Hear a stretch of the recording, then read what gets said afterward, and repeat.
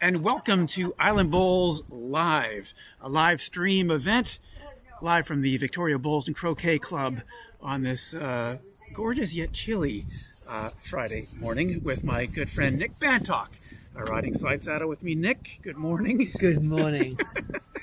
I know you don't do well in the cold. Are you going to be okay today, Nick? Don't believe him when he says it's a beautiful... Actually, the sun's shining. It's just a wee bit breezy. It's a wee bit breezy for sure. We're excited to bring you today's match with Paula Parkinson and Portia Pregert against the Ship Horse, the husband and wife team, Joe and Susan. And maybe, Nick, you want to explain what we're going to see here in terms of the green quality, because I think it needs to be addressed up front. Yeah, to be fair to the bowlers, the greens haven't been cut this year. So they are not only extremely long in patches, but they're uneven. So it really is going to be tough on them. Yeah, it is going to be a tough go. But, this is a dress rehearsal for Island Bowls Live as much as it is anything, and we appreciate them coming out and playing. We did live stream last week. It had technical challenges, so I wanted to invite them back out and have them give it another go here. So happy to be able to make sure everything's humming along. And by the way, if you're watching on the YouTube channel right now, we are also watching along with you, and you're welcome to input any chat comments you'd like, and we'll be able to respond to you in real time here at Island Bowls Live as well. So you can see the information of the teams in front of you on your screen. Paula is in her 7th year of bowling. She's actually the head of player development here at the club and coaching. She rolls Taylor Aces, size zeros. Very good bowler. I mean, Paula is so consistent. It's incredible how every single bowl she rolls, Nick, is the same after same. It's just so good.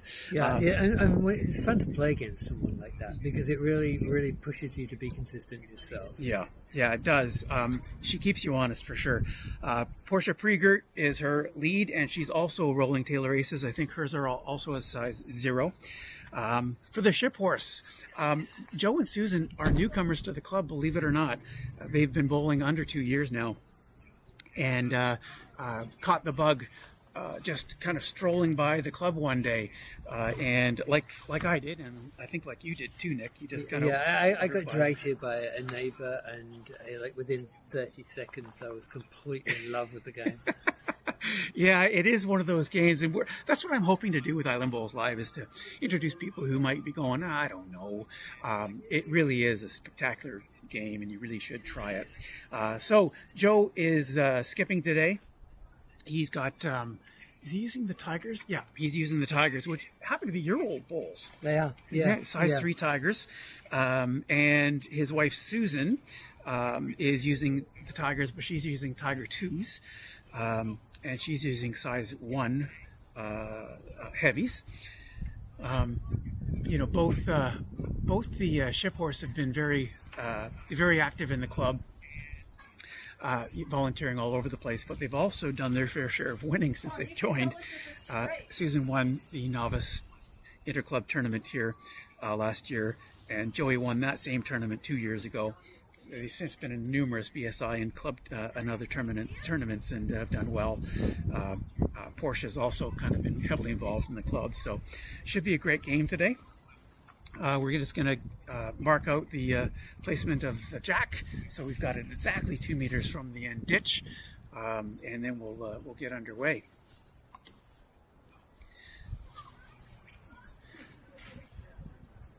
So besides the green being a little heavy today, which it is, it's a bit windy out, Nick. It should die off a little later this morning, but does the wind affect? I think only if the wind is, and sometimes the wind is psychological. You feel like you're going to have to push harder against it, or it's behind you. Right. It has to be fairly strong for it to make a significant difference. Right. Yeah, I find it's more psychological as well. But, it plays on the mind. Well, in this game, almost everything plays on the Yeah, mind. isn't that the truth? Isn't that the truth? Okay, let's center it. So this didn't work anymore? Oh yeah, that's right. Yeah, that's good. However, actually, it's interesting because you get the basket through rules, and when we have so many different variations of those baskets, So we'll be playing 12 ends today. Each player will roll 4 bowls. And we'll get underway.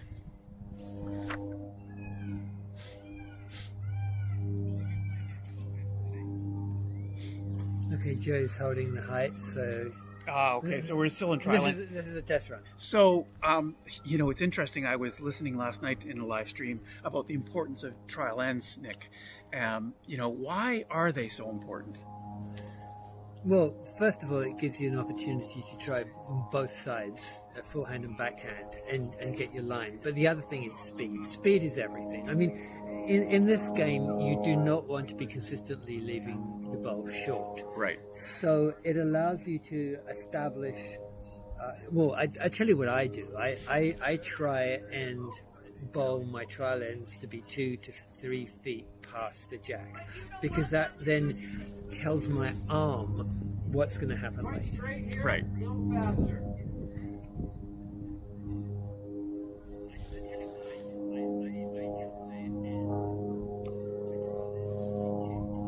It really helps you find your line. Yeah, and of course, when you have this kind of length of grass and bumpiness, from one shot to the next, you can be 1-2 inches out, and it can behave completely differently, which can For sure. drive you totally crazy. Yeah, it certainly can. The point is, trial ends are really meant for you to learn about the green you're playing, how much line you'll need to take, how your balls are turning. It's important. I think there's another factor too. It allows you to let the adrenaline out.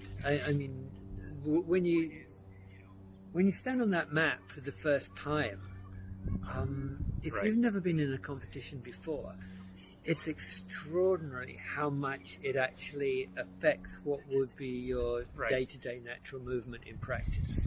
It is crazy. You're absolutely right. When you're certainly in a competitive match, you get a little tighter. There's some nervousness there. A little bit of anxiety kicks in. It certainly does for me. Yeah. And the trial ends do help you kind of settle things down. It's also important as a team to, work the kinks out a little bit and kibitz and have some yucks out there. Yeah, typical Portia. Yeah. It's just a trial end, but she puts it within 5 inches of the jack. Yeah, exactly. You'll notice through the game as well that the players each have their distinctive kind of deliveries. That's a great goal from Joe. Too bad it doesn't count. And we'll do our best to help decipher those for you along the way as well. It's interesting how every player comes at their game a little differently. So we'll roll one more the other way, and then we'll get underway. One of the things about what you were just saying is physical types. We're all built differently. Yeah. And some people don't want to play because they think they can't for whatever reason. But the game allows you to accommodate. And as long as you can sort of bend your knees and swing your arm, you can learn to find out how it works. That's basically that's the hog line, Right. Sue. Where's it? This is the great thing about bowls. Anyone can play this game. Anyone can play it. There's, in fact, even if you aren't entirely able-bodied, there's ways that we can help you in bowls play the game. Yeah. There are even pushing devices for those people who can't bend. Right. We've had people playing into their 90s and doing well. Yeah. That said, we really are keen to break the notion that this is an old person game. It's the one thing that really drives me crazy because there's so much opportunity for young people to get involved and to really excel at the game, and I think that's for me key. There's a couple of people. In fact, Portia's a good example. She wasn't athletic as a kid, right? And she comes into our club, and immediately she's competitive. She's playing at a competitive level and doing very well. And you think these young kids could do easily the same. And when you watch, Nick, in Australia or the UK, and you see all these young people playing, it's you go, wow, I unfortunately here it's still people imagine it that everyone's wearing white and it's fuddy-duddies. Right. Personally, I think it's not only a sport that requires a degree of athleticism, thought, and skill, but it's also a meditation. You come out here, you're close to the grass, you're concentrating for an hour or two, Right. In a way that is really grounding. Yeah. And there's something about, I think you used the term, it's part Zen, part blood sport.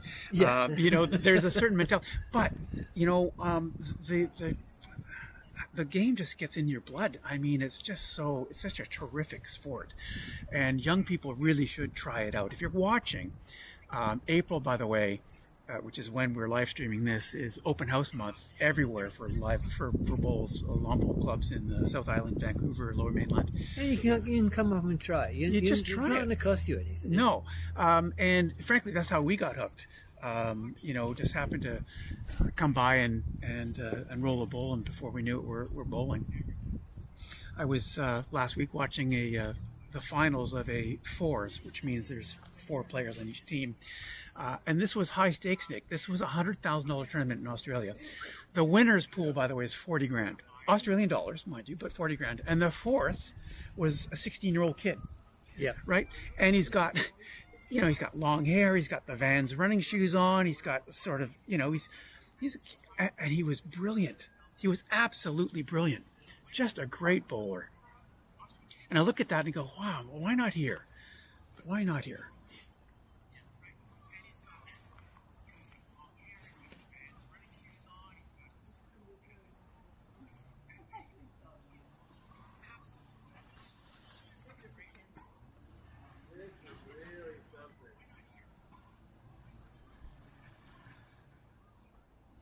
Okay, this is our final bowl. It's interesting. We, generally speaking, we talk about the speed of the green, and when you're watching Australian bowls, 17 seconds, meaning the time from which you release the bowl to the time in which it comes to rest is 17 seconds. Here, today, is it going to be 9? It seems like it's going to be very slow today. Okay, here we go.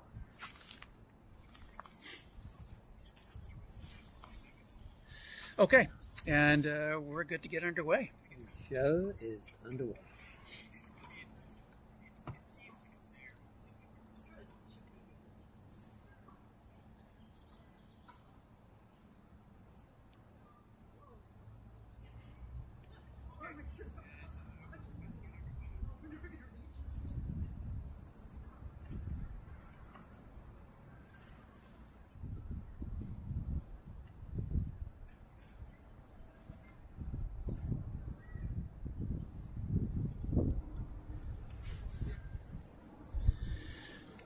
So let's talk strategy off the hop here, Nick. As a lead, what is the job of the lead, ideally, especially in a pair situation?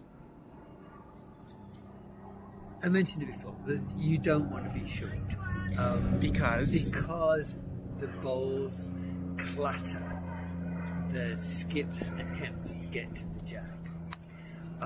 The other thing is you always have to keep in mind if at some point the jack gets knocked back, any bowls in front are dead and useless. Right. It's hard to use those bowls that end up in front. It's a nice bowl. by Okay, Susan. so those two were pretty decent opening bowls. Now the adjustment should come. I would expect this one to be close or just a little bit past, but less. And there we go. There you go. And that's because you're still getting used to the speed of the green. Bobby Jean Bantock, one of our legendary bowlers at the club. Bobby Jean Bantock? Yeah. Oh, Bobby. Bobby Jean Charlton often says it takes 4 ends to really settle into your groove. I think that's true. So you can't be hard on yourself if you're not getting there immediately. That's a nice pull. Yeah. Okay. So you can see the adjustments being made already. Right.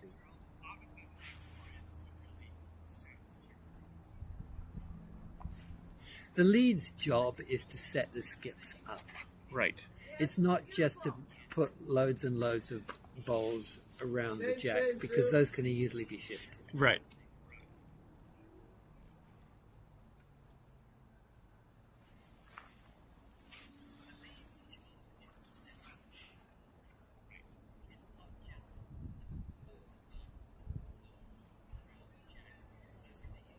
They're adjusting very, very Oh, well. yeah. To Look the at way that look, shot. That's a Nice. beauty. Nice shot. The same shot. Yeah, you're doing good. You got the line. That's good.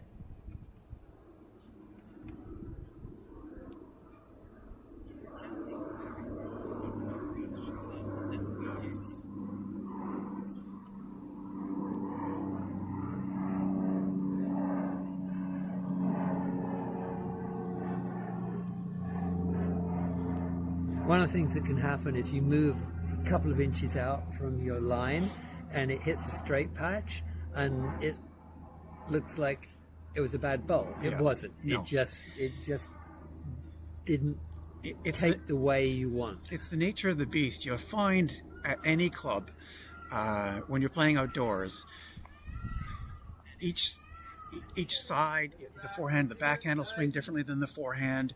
There will be parts in which it'll run straighter than other parts. Different parts of the green, Yeah. any given day, it's all about adjustment. Right, and that's part of the fun of the game. You do have to adjust on the fly. You really do. We'll just drop.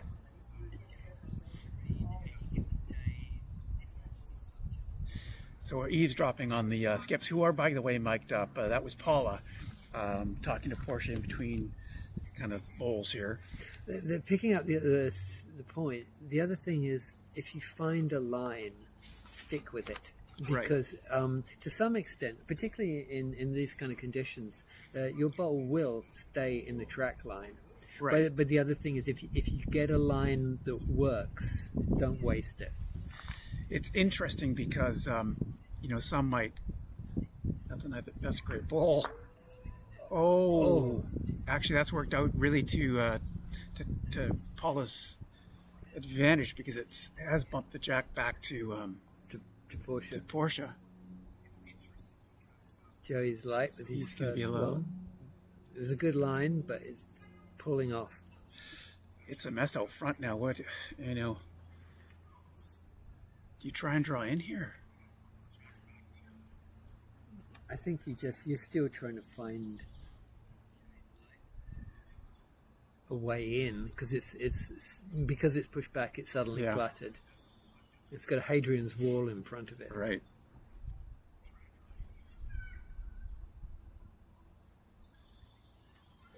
Notice Joe's got gone some. a bit more weight. He's got some weight on this time. one. Yeah.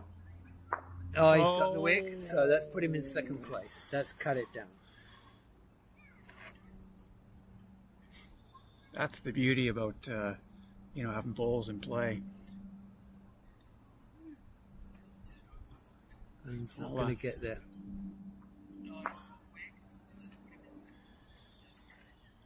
Now, Joe, I think, is if he can, he's going to try and take the white out, if he can get round there. Yeah. Hard to see from our angle.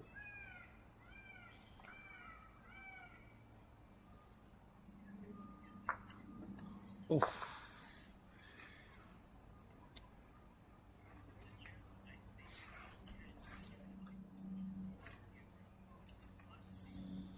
Paul's last bowl.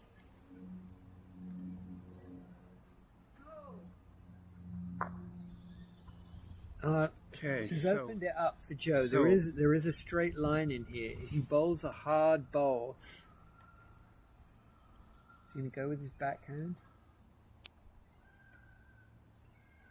down one. She's Oh, this close, is good. it's close. Oh, he's Oh. taken his own out.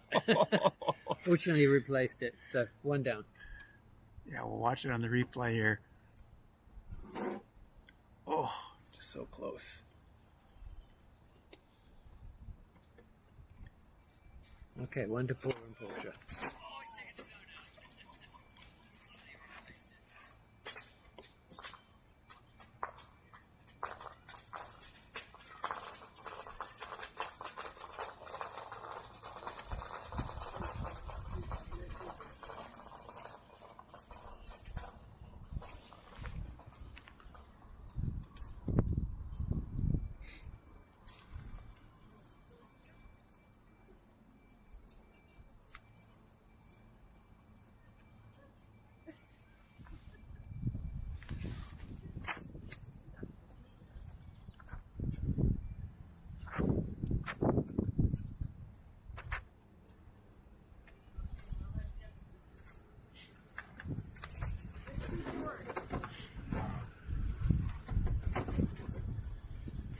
Have to rethrow the jack because it didn't make the 21 meter mark, Otherwise known as the hog line. otherwise known as the hog line. Does have to get a.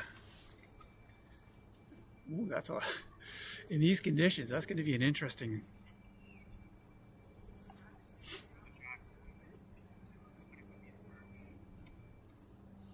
Now, it's, I can see from here, I don't know how well you can see, but it's landed in a Yeah. patch of Yeah. greener, longer It grass, does. which means Yeah. it's the bowl is to some extent going to die as Yeah. it gets within 2 feet of the jack.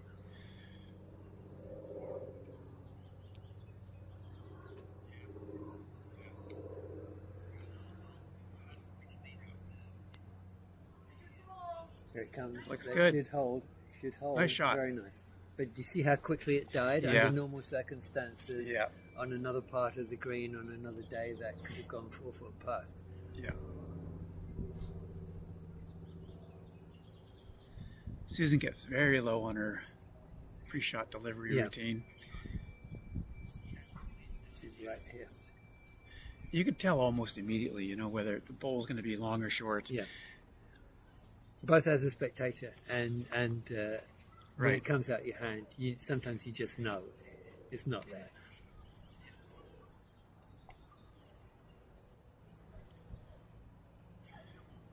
Again, these greens we're playing on here at the Victoria Bowls and Croquet Club are quite long. Our mower maintenance issue is getting resolved on Monday. It just haven't been mowed for a few weeks.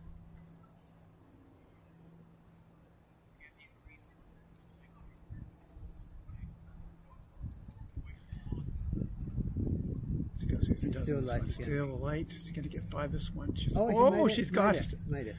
Okay.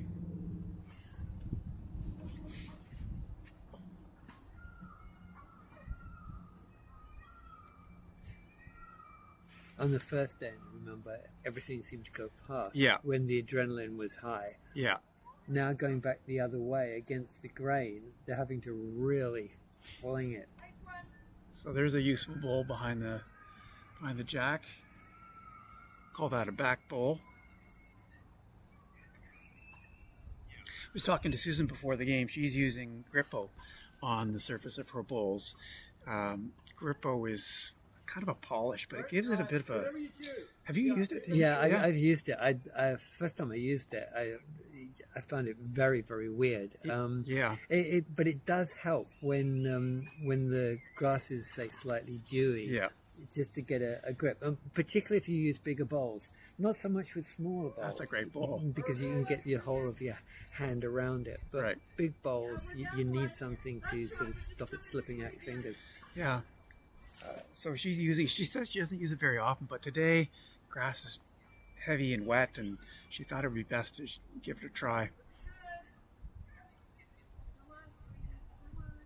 That looks good. That looks good. Is it going to get there? Oof. Just comes up just a tad short.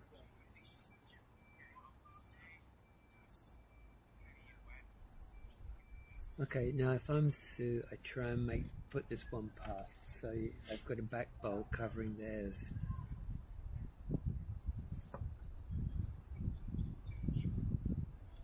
That looks good. Get by. Oh. Yeah, exactly. Okay.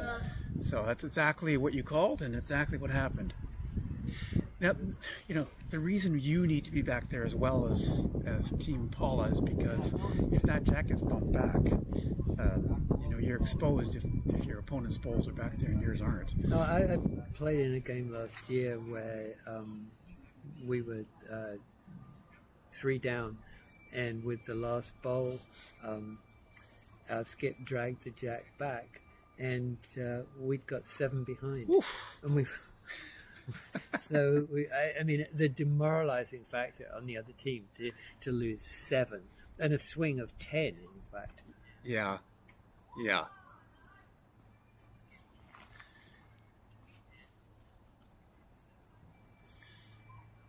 So Paula's going to have to adjust to the speed of the green too. Now, in any other circumstances, that's likely right on it. Yeah. Joe will have seen that. He's also been watching it. I expect Joe to get a lot closer.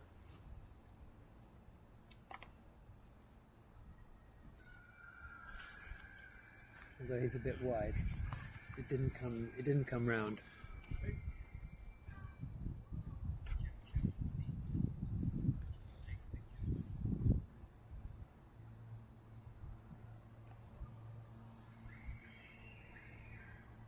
Still a bit short, I think. Yep.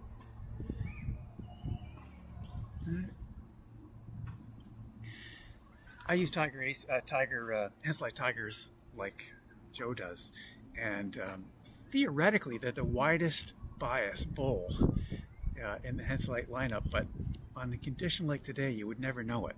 It's going to bowl pretty narrowly, right? Yeah. The grass sucks everything in, and whereas in the middle of the summer, these bowls would be swinging 5 to 6 feet. Yeah. Here, you what, 9 inches? Yeah. Foot.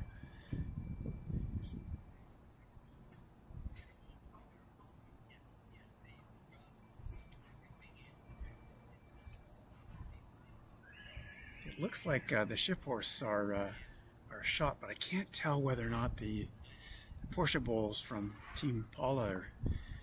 From where I'm sitting, yeah, Susan's bowl is sitting number 1.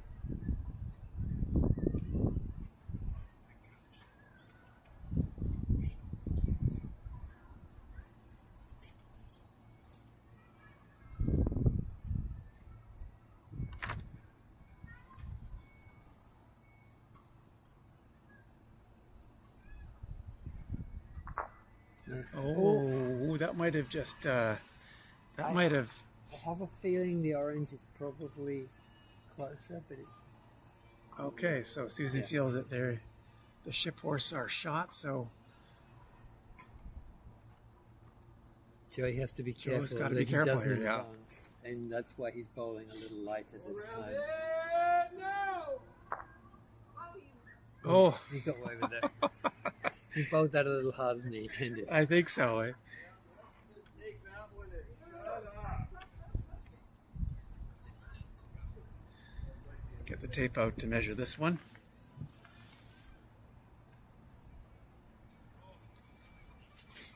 It's orange. It's orange. Okay, that makes the score 1-1.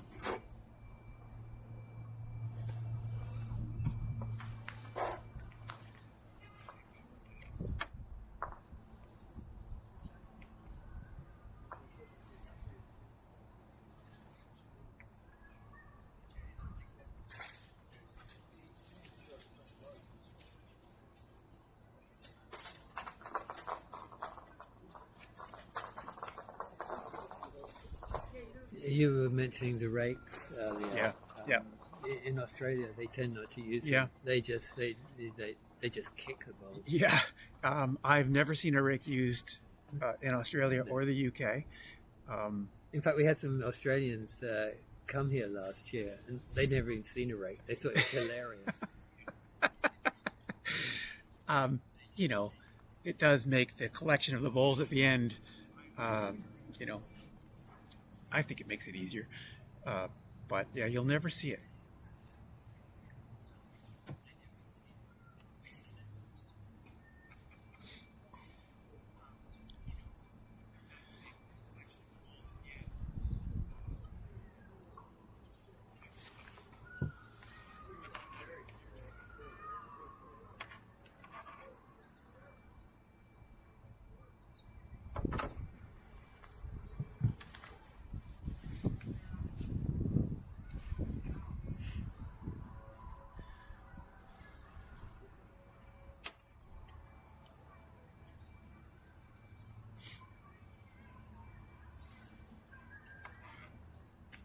Nice one, Portia. Good looking bowl.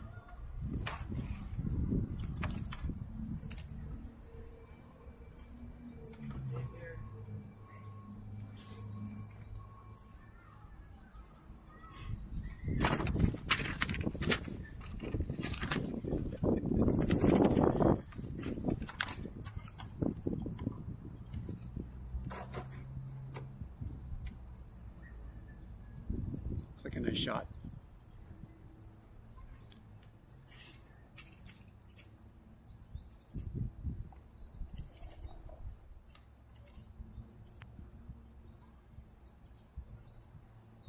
That looks great. Yep. Nice shot. Great shot. I think it's close, but I think we're one down. So you hear skips talking to their leads all the time. Again, right? Just try to aim here. Just inside of that one. As skips, you want to give enough information, but you don't want to overload and distract.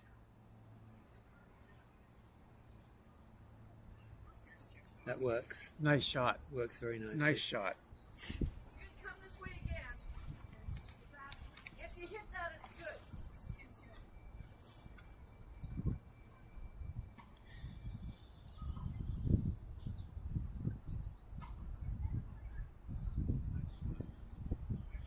There's two ways about it. When you're on the mat rolling your bowl, it is hard to determine how far your bowl is in front or behind the jack at the other end, where your opponent's bowls are. I've actually considered trying to Same shot. get a little monocular. This one is slightly in front. There's a great advantage if you, I mean, you can of course after the second bowl, third bowl, Right. You can walk down, Walk down the and see, but you don't want to have to keep doing that. No.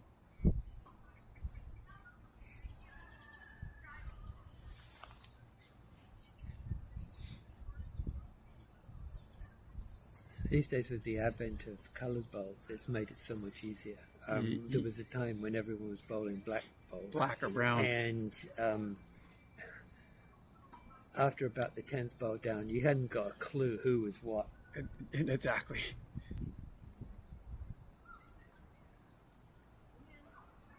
Nice shot. This looks is good. close. This This is looks close. good. No, that's a great Oh, shot. it couldn't have get better. That's a great shot. It's accomplished a couple of things. It's moved the jack into a scoring position for Team Paula. And look at all those back bowls back there, Nick. I mean, And conversely, the orange bowls are now yeah, pretty much dead Yeah. to the game. in one fell swoop. Listen in here.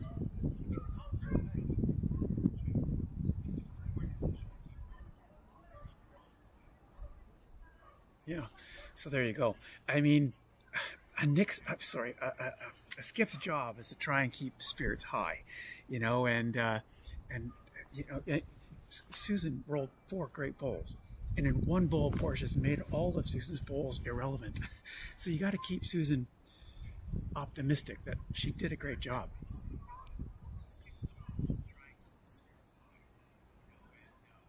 Oh, And that That worked is just- perfectly. Joe managed to So- tap up Susan's bowl. So there you go. And this is close. So those Susan bowls weren't irrelevant. You know, Joe used it to his advantage. Terrific job. It's a great shot.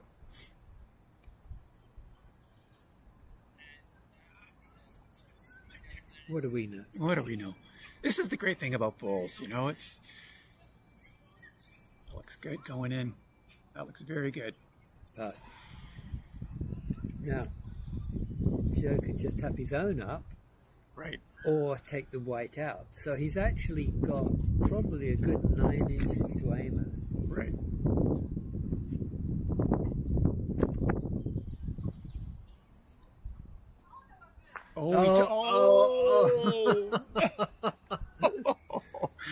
Okay. Oh, this is Now,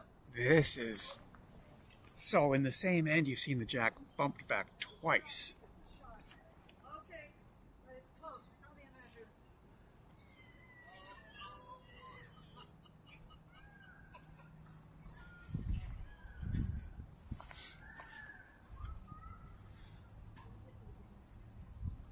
Has she got enough? No. Oh, now Joe's going to probably come in backhand, I would think.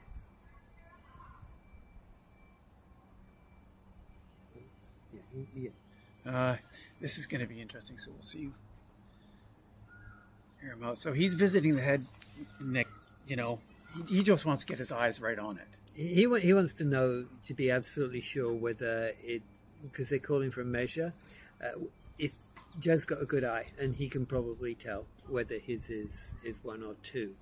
So if he comes backhand, he can clip in, if he with a good draw, he can clip in off his own bowl, draw through the gap, or even tap his own bowl up. Right. So there are so many advantages. Going the other way, it's a lot harder shot. Much harder.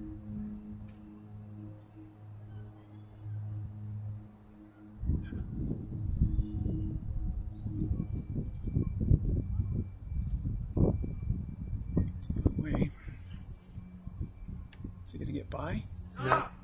No. That's a tough shot, no matter how you.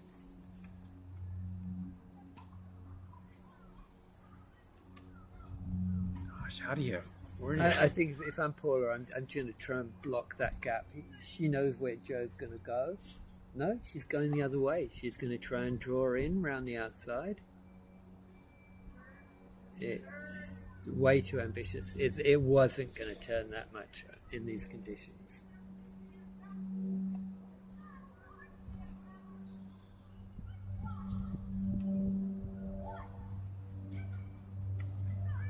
Joe's final ball. You can see it's a channel through there, obviously. Yeah. But he's out too far out as well. It's cluttered. There's no two ways about it. It's cluttered.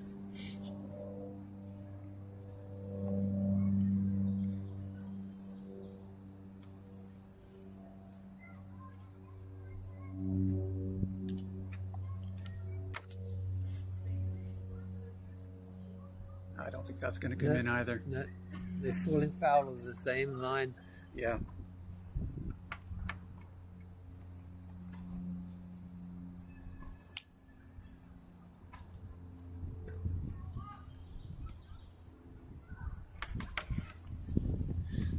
Getting the measuring tape out.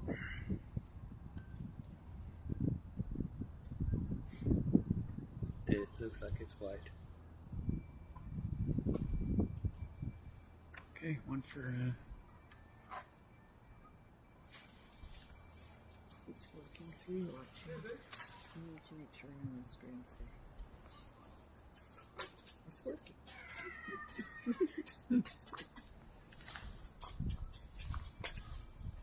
Okay.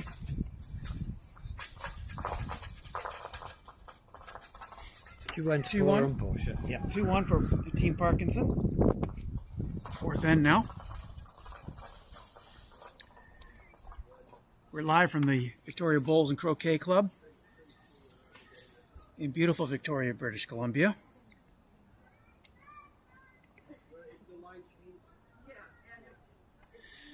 Give you a shot of where we're at. The club was established in 1909, one of the oldest clubs in Canada. There's a wide angle shot for you. Get a little narrower, there we are. It's a gorgeous spot right in Beacon Hill Park.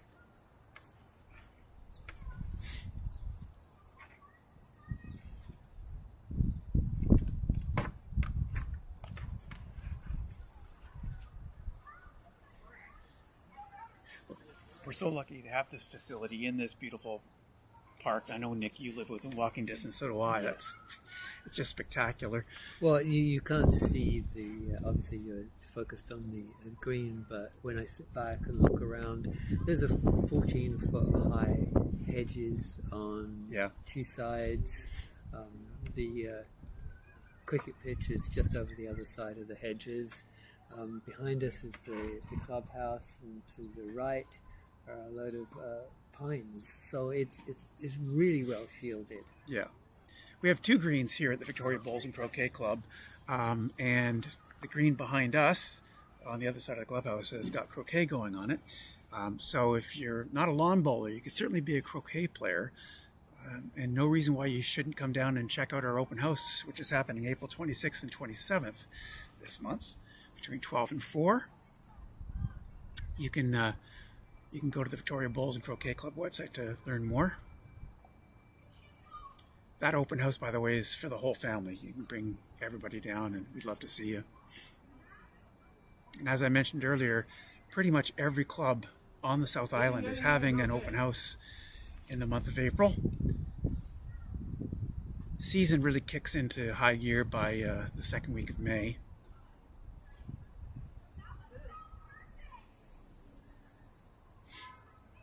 Nice shot by Susan. Yeah. You can get what just passed.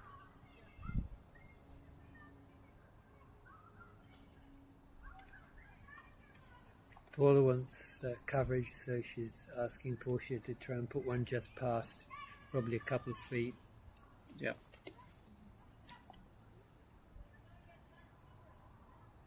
That's good. Okay, so that's useful. Shot two. Especially when you're sitting shot, you are trying to, construct a proper head. Yeah. The head is our terminology of where the bowls congregate around the jack, and that's an art unto itself.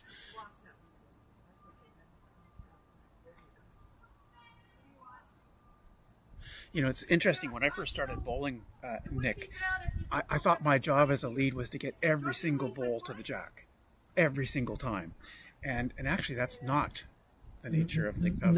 There's an ideal position would be to. Well, there is a few, but my ideal position would say is to have 3 bowls in a straight line, about a foot to 18 inches behind the jack, because then they're harder to hit. Yeah. And then the last one about 12 inches dead in line in front of the jack to protect it. That would be the perfect setup. Now, it was interesting. I was, again, watching a stream last night, and this was, mind you, this was an indoor competition. That's a great shot by Susan. And it was interesting, Nick, because what I heard the commentators say was they rarely, if ever, see blockers being played in Australia. Yeah. I'm like, why is that? They didn't explain it, which is kind of what drives me crazy about. Well, the bigger swing. Okay. The straighter you can bowl, the easier it is to set up a block, but also the more effective it is. Right. But when someone is coming wide from both sides, it's extremely difficult to take out someone's line. Got it. That makes sense.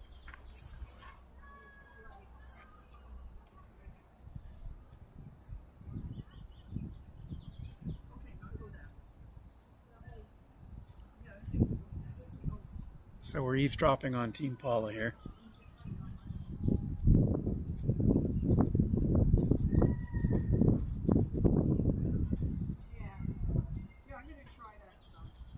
Interesting conversation. So as a team, you walk through every possible permutation of your next shot and you roll them out, or you promote them. You know, I like that one better. You've also got to keep in mind the other skip and what are they likely to do. Right. I mean, someone like Joe will attack the jack. Right. And you do have to keep thinking about what if the jack moves? Or Right. can I actually make it really difficult for him to get in there?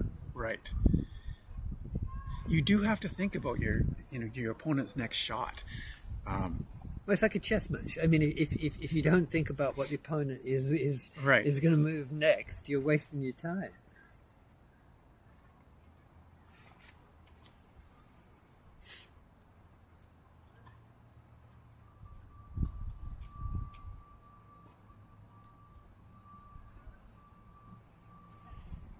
Great delivery from Paula. She's just got such a smooth delivery. It's a great shot. Ooh. Oh, she's tapped him out.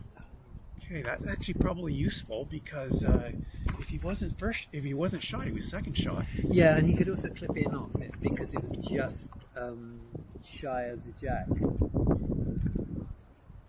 Ooh.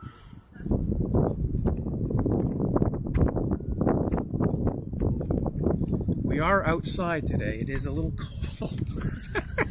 And you might be able to hear the wind whistling through our microphones. We apologize for that, but She's light and narrow, and she knew it as soon as it came. you know, out isn't of that her the hand. case though? As soon as you release it, you know. Yeah, you heard the. Ow. Yeah.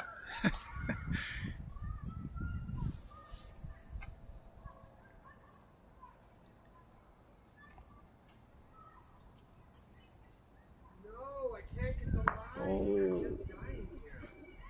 So Joe's upset because he can't quite get the line.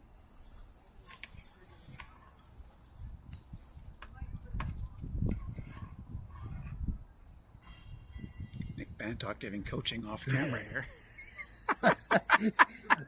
I play with Joe a lot, and he's. I noticed that That's a great shot by Paul. He's good.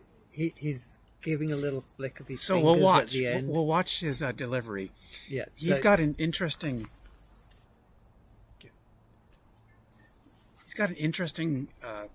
Delivery. He taps his bowl on the mat before he begins his delivery. You'll notice. I've asked him about it. You know, It's a grounding. it's a grounding. It's kind of Yeah. like, oh, there it is. It's a little Yeah. tap. You see baseball batters. Now watch. Ooh, he whipped his hand on that one. He's really going in there. Yeah. Oh, that's Yeah. too bad. Yeah, he was trying to take something out there. He bowls better when he leads with the heel of his hand, Right.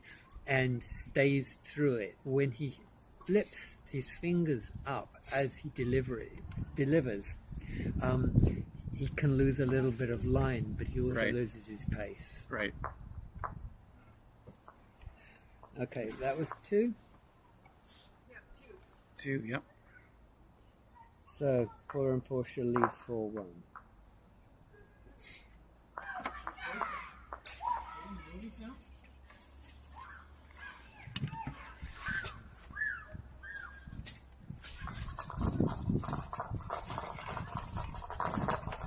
Have you listened to Russ Billy yet?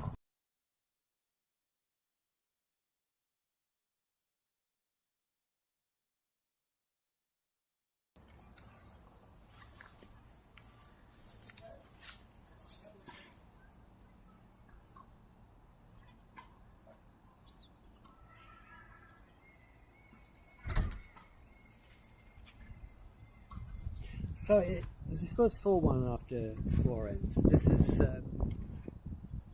it's always good to lead, but it's so early in the game. It shouldn't change either team's tactics. It's interesting with bowls, and I recount a story when I was playing in a tournament last year, the BSI Bowl South Island tournament, a novice tournament, and I was getting absolutely killed.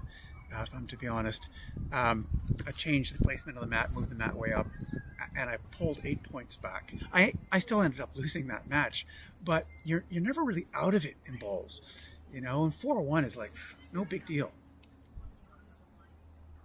Oh, absolutely, and the momentum is the big thing.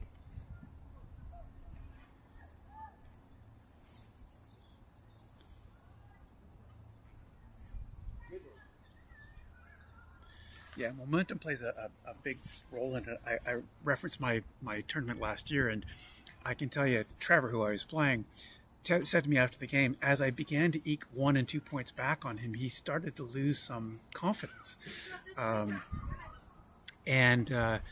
I was able to get close. I within a point of tying the match, but in the end, he was just too good that day. So It's not as though you start second guessing yourself, but you don't have that nice shot. body mind faith. Yeah. Your mind starts playing tricks on you a little bit. You know, second guessing a shot. Am I too wide? Is my delivery right? Like in anything, frankly, like in any sport I've ever played. So the whole idea of second guessing, you should not be still thinking about what you're going to bowl once you're on the mat. Right. You should be making your decisions before you step on the mat. Nice shot. Yeah. That's, for me, that's one of my biggest learnings. I would get on the mat and then I start changing my mind, change my grip. No, your point is you make all those decisions off the mat. Once you're on the mat, you've just got one thing to do, and that's It's a single action. just deliver the ball. Yeah. And if you have got your mechanics down to consistency, so you repeat the same movement over and over again. Right. You don't need to think about it. Right. Your decision is made. You just let your arm take the ball where it should go. That's where, I'm still working on my game. I've only been playing for a year. It's just the delivery, consistency of delivery. It's something you have nailed. I mean, I never see you throw a ball wrong, but that's a great looking shot. Yeah. Nice. There's a good literary analogy. Doris Lessing used to talk about when she was writing. It was already there. She just had to clean the page. If you think in terms of the bowl that you're about to bowl is exactly where you want it to be, Right. and then you just allow it to be there. Oh, that's a great shot. That's a great shot by Portia. There's a game, an end changer right there. They're now lying 3. Now that's the importance of having back bowls, constructing your head. The ship horse are playing catch up now a little bit. One good bowl. If she just needs a bit more weight. Oh, the line was good. Perfect. The line It was was great. really good. They're marking the bowl. Yeah. If that bowl were to they're marking it because it touched the jack. Right. If that bowl now gets knocked into the ditch, Yeah. it's still a counter. It can still be scored if it's close. It's called a toucher, and a toucher is the ball that on its way to the head contacts the jack. You mark them because when you're that close to the ditch, you need to know if it's gone into the ditch, if it's a live bull or not.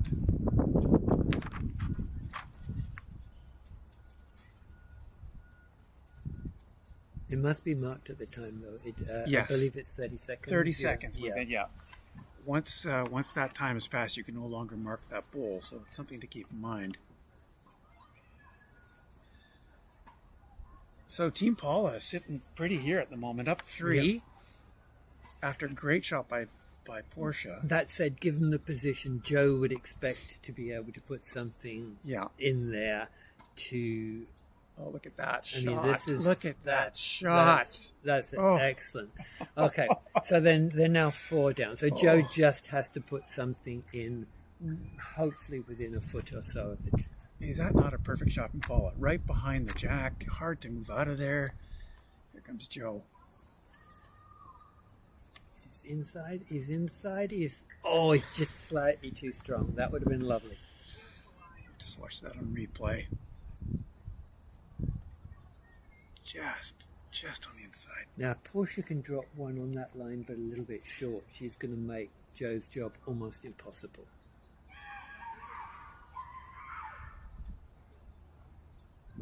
Oh my! Well, that's a beauty. Yeah, that's very small. That's a sign of someone who's been playing for a long time. Yeah. You know, Paula's demeanor is so calm at all times. Never gets too high, never gets too low.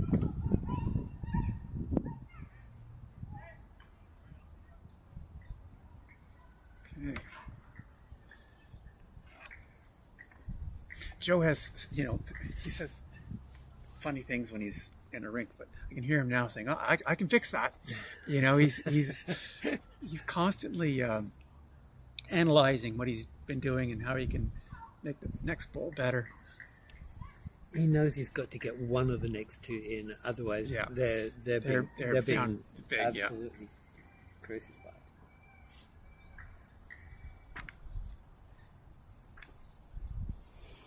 He's light again, And he's not and he's on the outside. line. He's.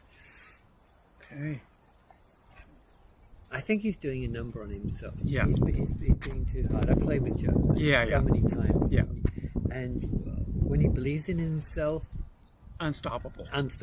But if you can get in his head, and this particular end, the setup has really got to him. So Joe's got his work cut out But for him. he can override this. Horse, can you not move? Yeah.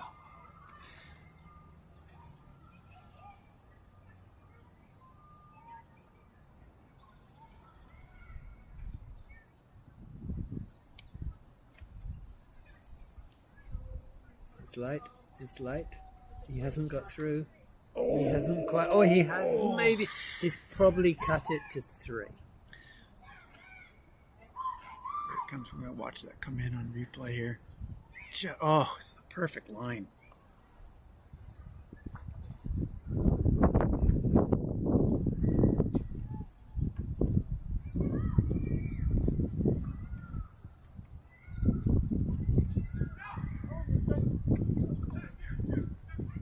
Yeah. You think you're cold. You're cold.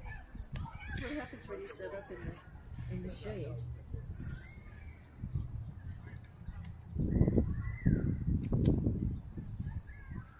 Three. 3, wow. Okay, that makes it 7-1.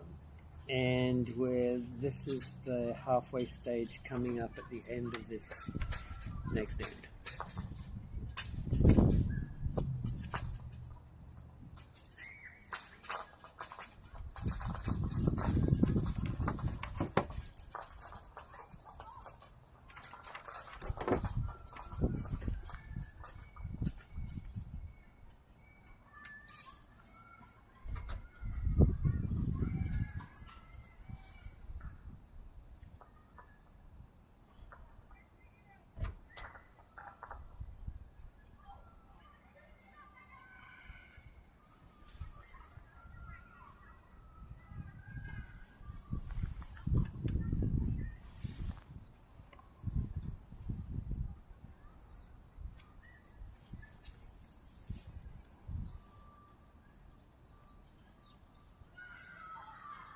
Paul has to determine whether that jack's traveled 21 meters. How far up is the mat? Right on the front of the line.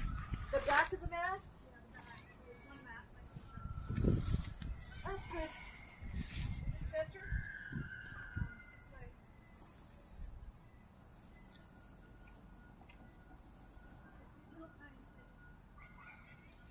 Give you a little bit of look at that jack.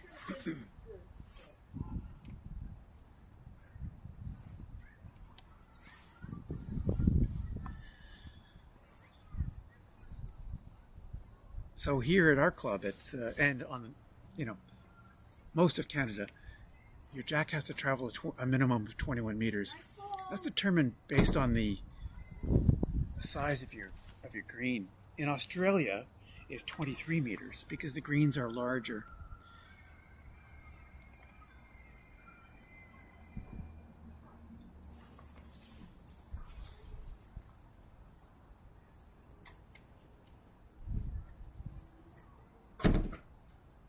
Portia, if you want to change sides, you can. It's up to you. Because this one is about this far in front.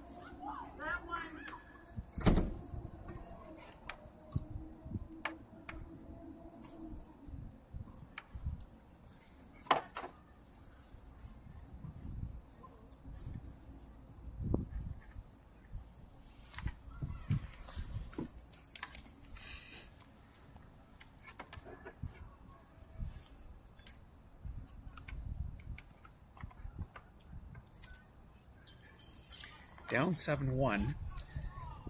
The ship horses have got their work cut out for them here, but we're still only halfway through the game, so lots of opportunity.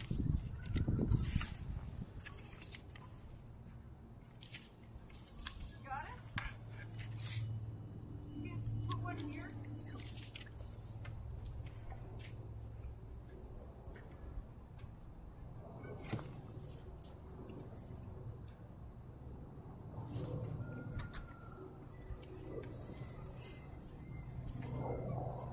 Comes up a little short. It is hard to adjust one end to the next when you've rolled a long jack and you're rolling your bowls, you know, a much longer distance, 5-6 meters longer. It is hard sometimes to readjust. Absolutely, and I'm noticing it's definitely slower this way than the other way. Yeah. And that's usually the lay of the grass does that.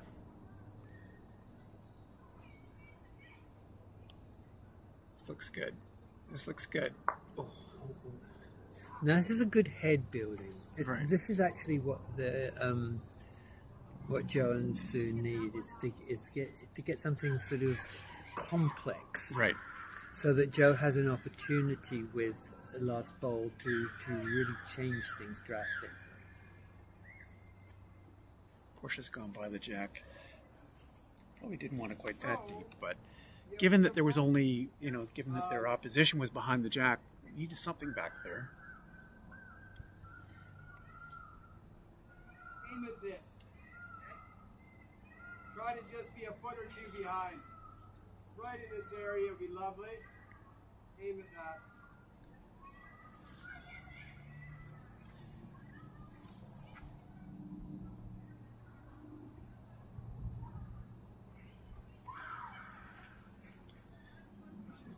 Looks pretty good.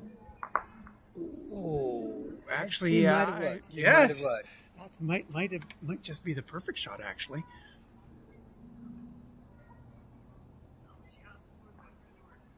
Paula's gonna take a look at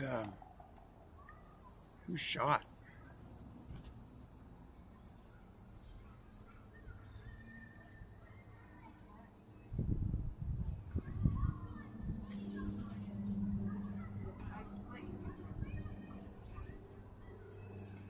No, I just want to stop you. Interesting discussion.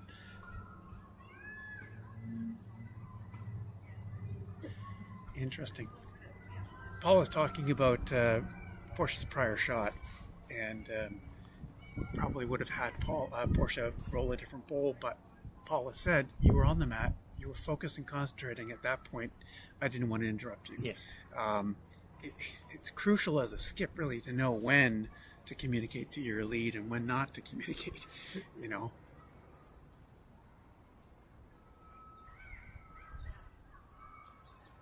Actually, that could help Joe.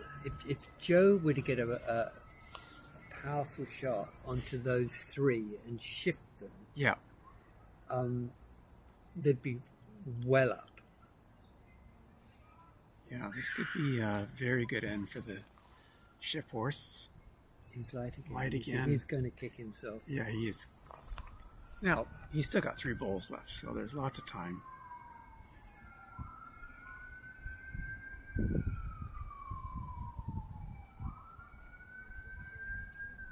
She can get by. The question is, if the 2 orange bowls are 1 and 2, then Yeah. Joe can protect. Yeah. If they're not, he's set up for something completely different. It cuts there, Sue. I'm not getting the line out. Just good. It's a good length, wrong line. So if you're up 2, Nick, and you're down 6, do you... It's fine. It's earlier Is it? enough in Okay. the game. I mean, take your 1s and 2s where you can. You've got to alter the flow.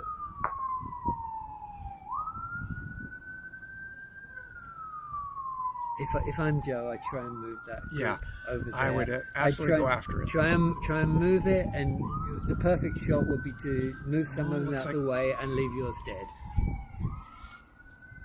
And you've got a big target over there now. Ooh, he's coming with some heat. This looks good. He got it. Nice shot. Great shot by Joe. Great shot by Joe. Paula has to put another one in Yeah. because she knows that Joe can go after Yeah. her one and suddenly pick up 4.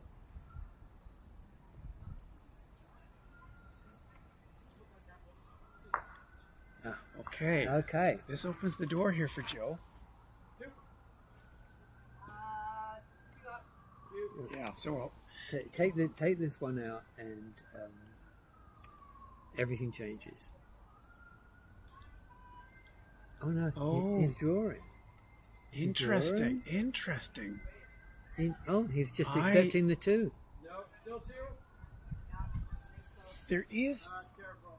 there is a sometimes when you're holding 2, in the back of your mind is a skip. You don't want to inadvertently take one of your own out, or Well, you know, it's a temperamental thing as well. Are you going to say if you have the personality that wants to go for it all, or do you have the mind frame that I'll pick up odd ones here and there and I can Right. claw it back? right.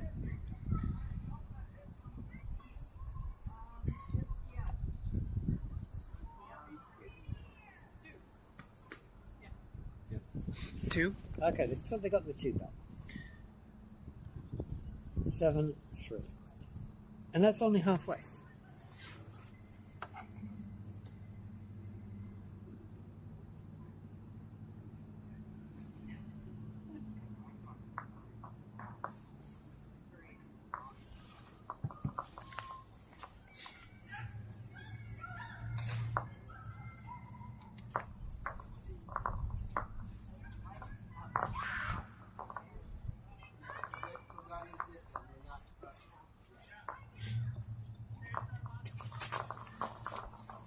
Once again, this is the Island Bowls live presentation of an exhibition bowls match at the Victoria Bowls and Croquet Club on what's turned out to be a rather chilly Friday morning. Although, blue sky overhead, it's just been a little chilly.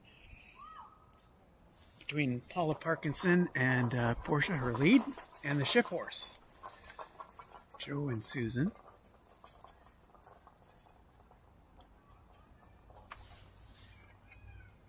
We head into the 7th end.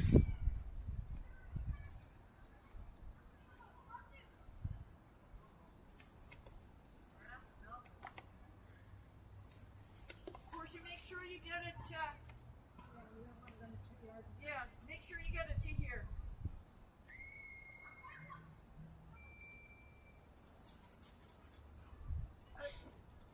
That's good.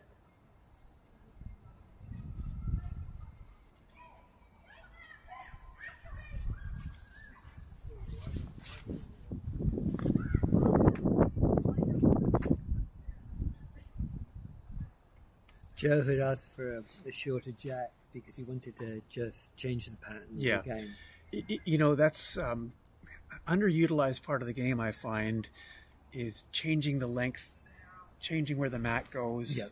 Yeah, you got to give it. We need it in the back. If you're doing well, and you're finding the jack, the last thing you want is length change. Right. But it's something that you can do if you win an end and you've been struggling.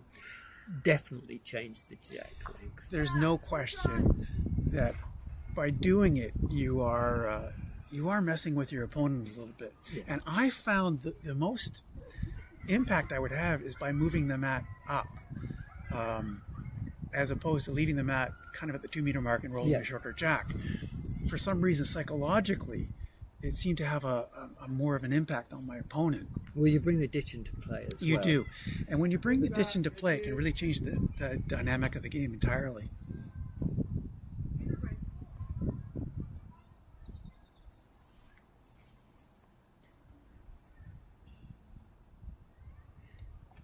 People tend to practice medium and long lengths much more than they do short. Right. I've always felt that if you can develop a really good short game, A little lighter. you can be at an advantage. Short game is critical. I think in bowls, being able to consistently play that short game is critical. I put it into my practice routine now, trying to sharpen up my shorter game.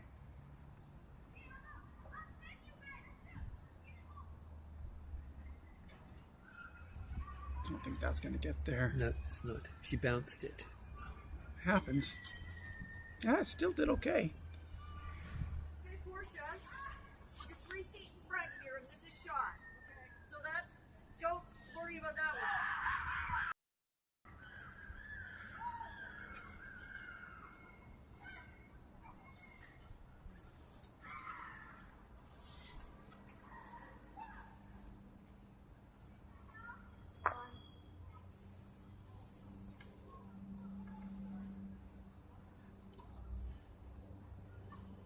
Same thing, a little bit more. Just in between what you're doing, right? Just a little more.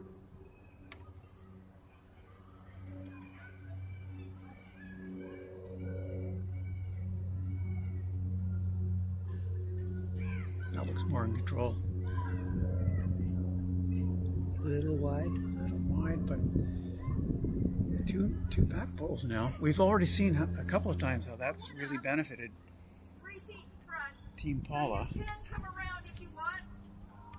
You could go this way if you like, either way. As a player during a game, you do kind of begin to favor a hand, Nick. And that usually is usually down to the ground. How consistent are the bowls that you bowl down that line? Right.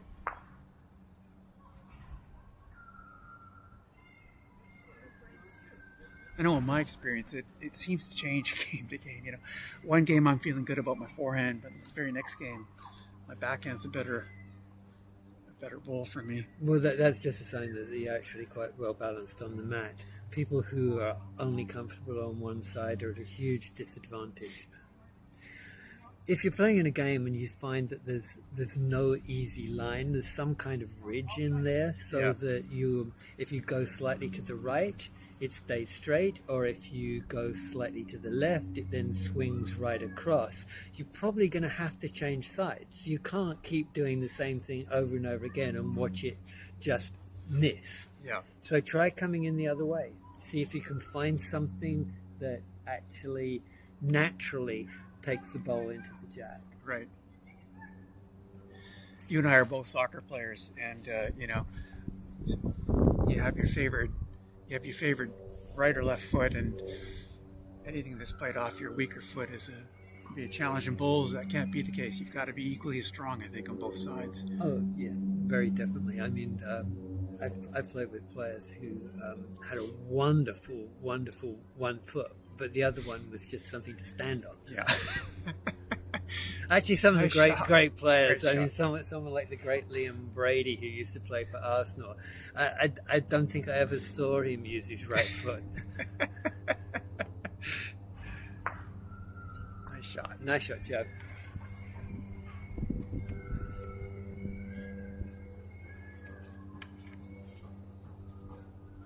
Look at Paula's delivery here. Always the same. Always the same. So consistent. Yeah, lovely stuff.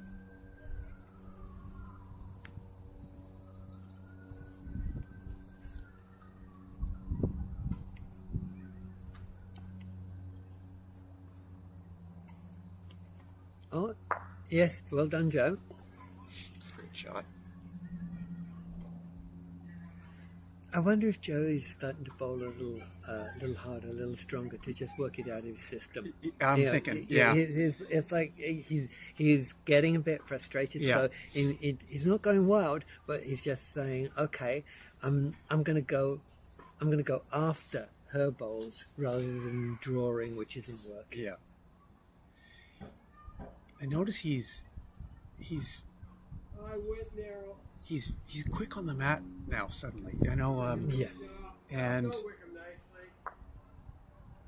Went narrow. And he knows that when his adrenaline gets going, Yeah. he speeds up. When he's slightly frustrated, he's not going to be anywhere near as balanced, and his rhythm not be as consistent. right.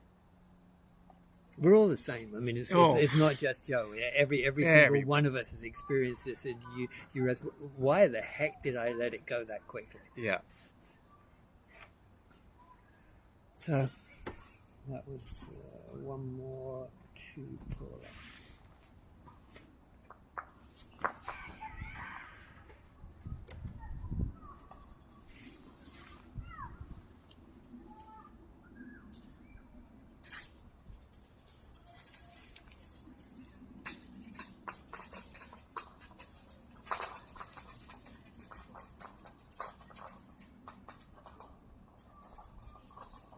A3.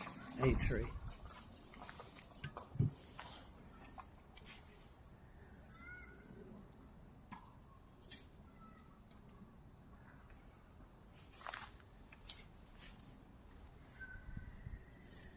The best players know themselves. They can almost be outside their own body and watch what's going on and see their patterns historically and say, okay, I've got to do this to change the way I'm thinking and feeling. It kind of goes both ways, though, Nick. Sometimes you need your skip. Well, in some cases, the lead needs to remind the skip of a certain thing they might be doing or a delivery they're not aware of or something. I know Paula came up to me 2 days ago and said, you're flipping your hand up. And I went, oh my gosh, I am flipping my hand up. That's exactly what I'm doing. Got that out of my game, and suddenly I'm bowling more confidently, Yeah, I was playing with someone the other day who was just playing too fast on the mat, and Right. there was a very important shot.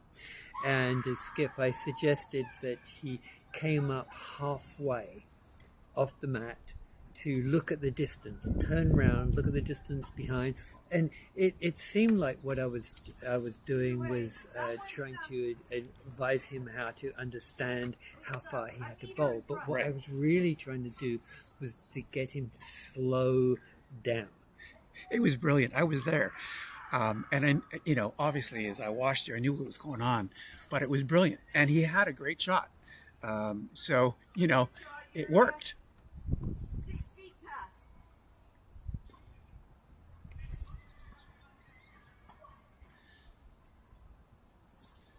Do you want Susan on the jack here, or do you want to put a bowl behind the jack?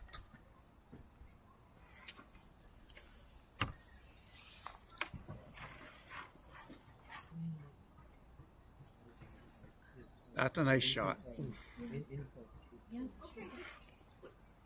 Try and just take it down a little.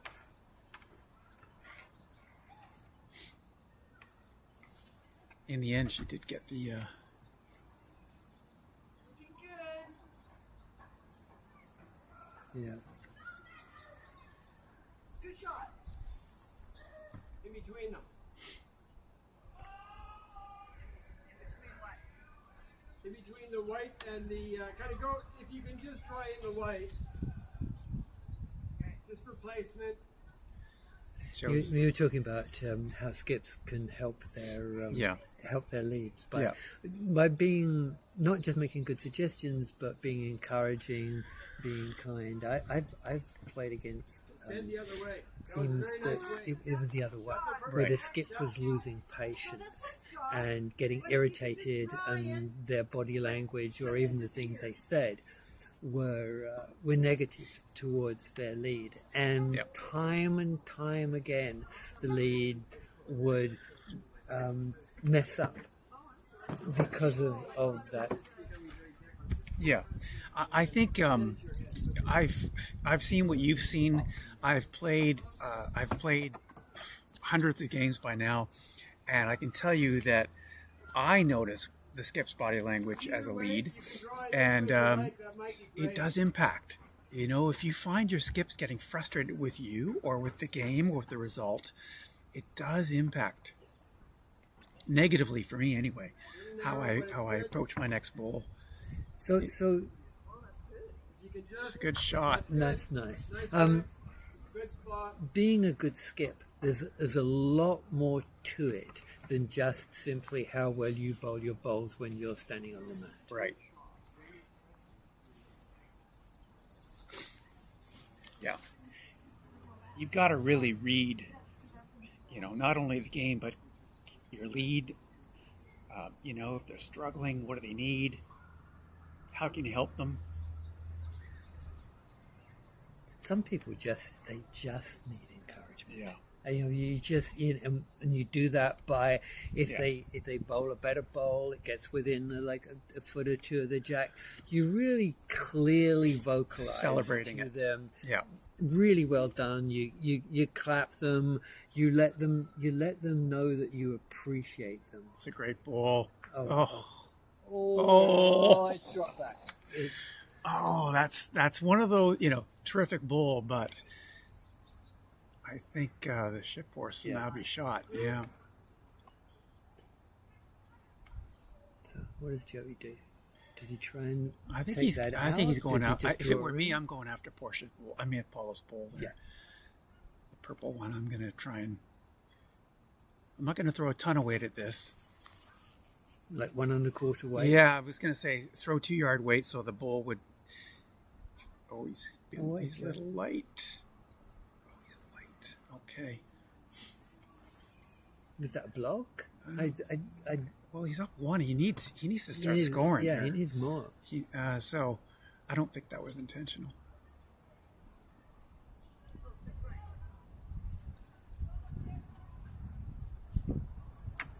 See, now she's That got a makes it interesting. second one in. So taking that the first one out doesn't work. Yeah.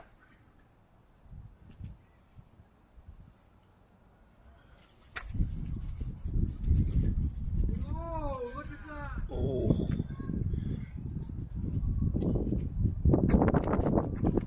Now suddenly the roles are reversed. Okay, The caller yeah. can take the orange. Yeah, I was out. gonna say. She's 3 up. Yeah.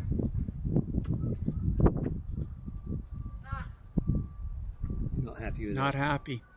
Oh, well wide. Well wide.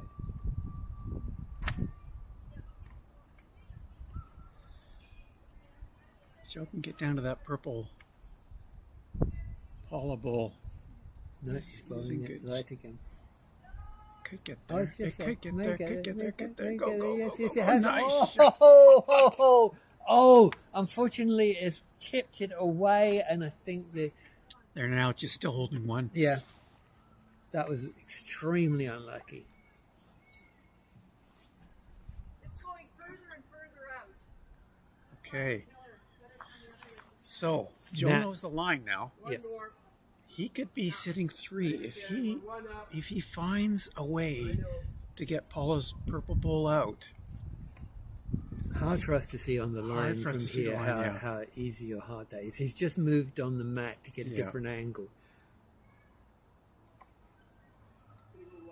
No, he was too quick. He was too quick. There wasn't the conviction. No, yeah. he didn't. Yeah, he didn't believe in the shot. Didn't believe in it. We'll pull 1 out of there. Enough weight that didn't have the right height. 8-4 after 8.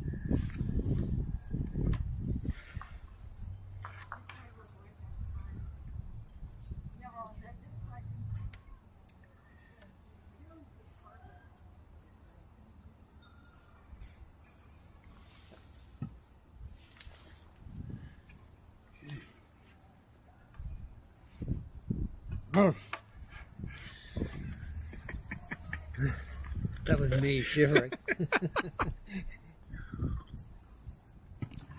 That's that old expression, someone just walked over my grave. I think if you're in the sun, it's better. And it is almost peeking out. Yeah.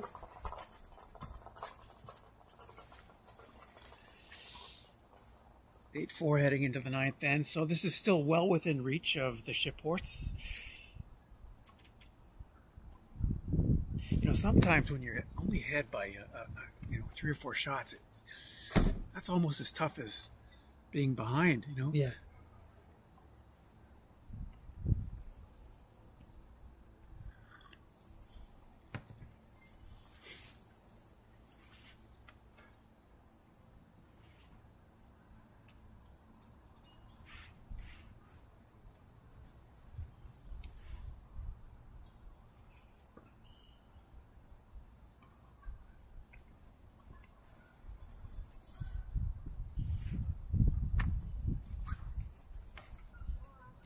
Oh yes, that's a good start.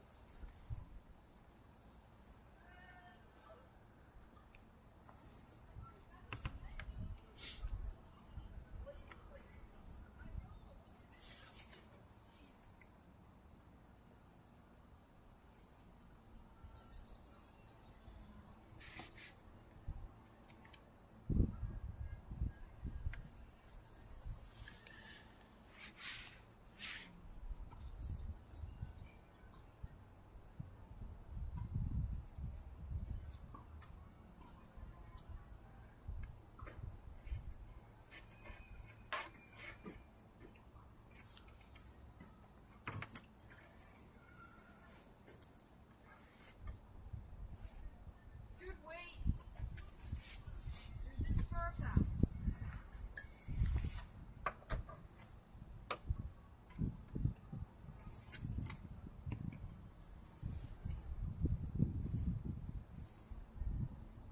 Getting their weight down now. Yeah. You know, you can kind of see them in and around the jack. This is a critical end because if they can pull one or two back on this end, it's going to put pressure on the last Yeah. the last three. Yeah.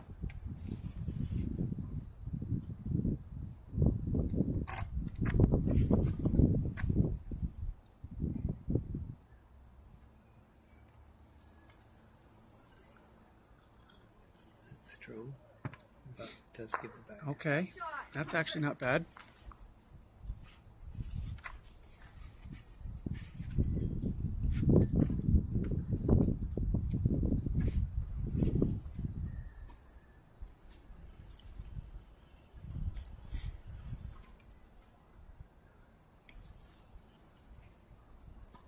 Short.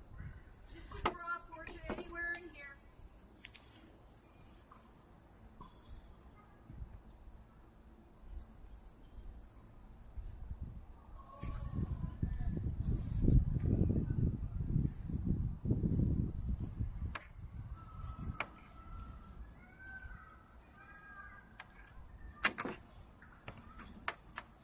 Seems like a good bowl. Just a little wide.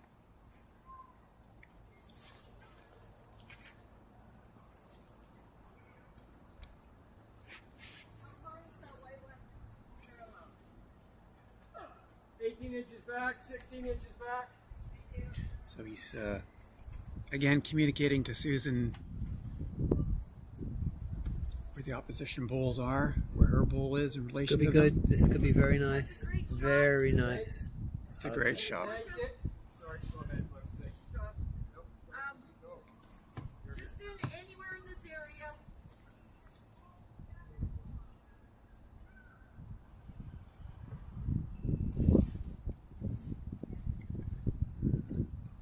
That looks like a nice shot too. Oh, it's a great shot. Beautiful shot.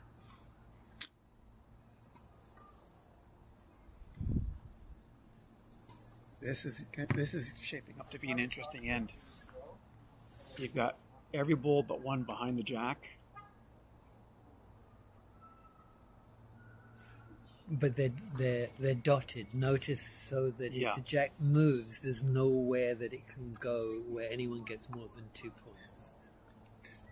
What Nick's referring to is the fact that behind the jack, I'm showing you on screen right now, is there was no dominant side to go. There, you know. If say for example you've got 3 of your bowls on the right hand side, that may encourage you to go backhand, so that if you do get to the jack, you're more likely to draw it towards yours. Right.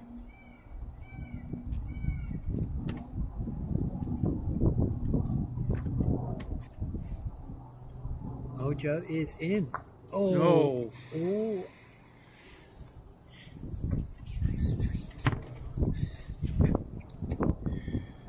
It's Paula.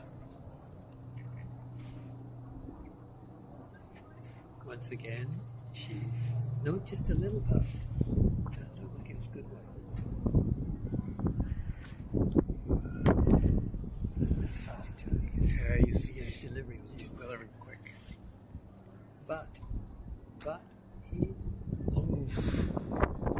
It's a game of inches, really.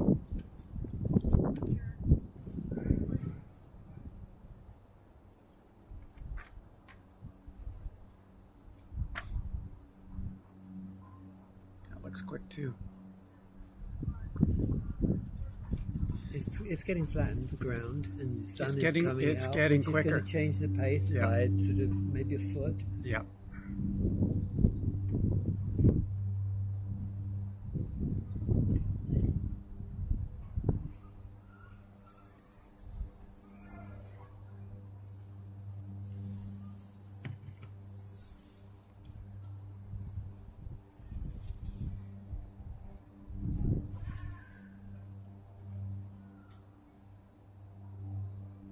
It's a nice shot. Get in there. Get in there. Get in there. Yeah, I think it is. I think gonna it be probably shot? is. Yeah.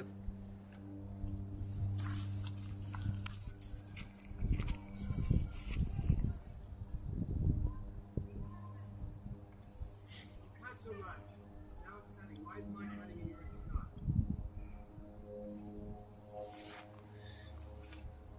Looks like Paula's one up. One up. Yeah. Yeah. It's interesting. I noticed that Joe doesn't want too much information coming from the head, but if it were me, I'd want to know who's shot and who's second shot. Or does that matter, Nick? I mean, Maybe he felt pretty sure he knew what was going on. yeah.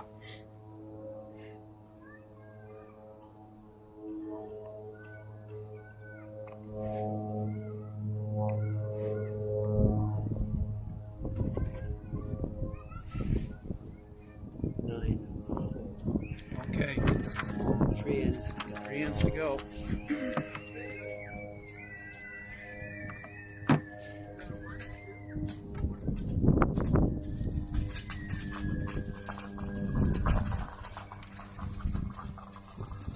Once again, we're live this morning from the Victoria Bowls and Croquet Club. Gorgeous Beacon Hill Park.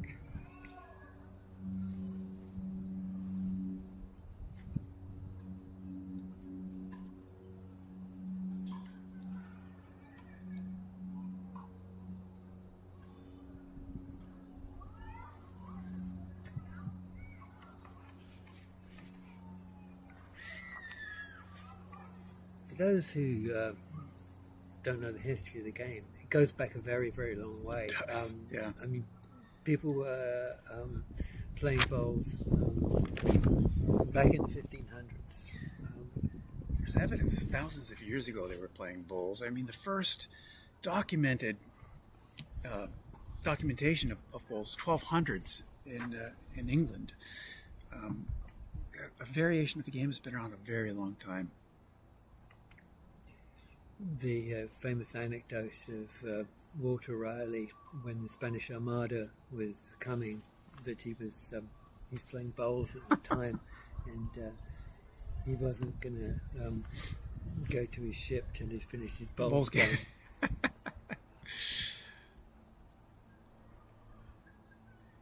It also used to be a much more violent game. Was it? They would big arguments and sort of fisticuffs and cudgels coming out.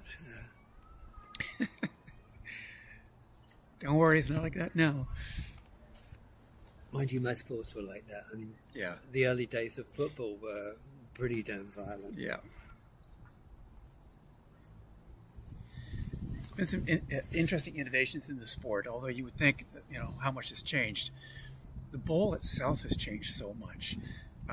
It was 100 years ago they were made out of wood. And they were big and heavy. Big and heavy, and now they're composite material made of melamine. Bowls manufacturers, obviously, as you can see, are playing with colors. Arrow bowls, now you can actually put your team emblem. You can put the Arsenal team emblem in your bowl if you want it. And I would. Yeah. It's entirely customizable. These bowls these days, the grips are changing. There's a ton of innovation around the bowls part of the game. Worth mentioning that if you're thinking about bowling, every club has its own set of bowls you can use for free. You know, probably how many sets we have here? 30, We've got about 30. 30 sets. You come and just Different sizes. different biases, and you can just come and try it out. If you get serious, you might want to consider purchasing your own bowls, but they're not cheap.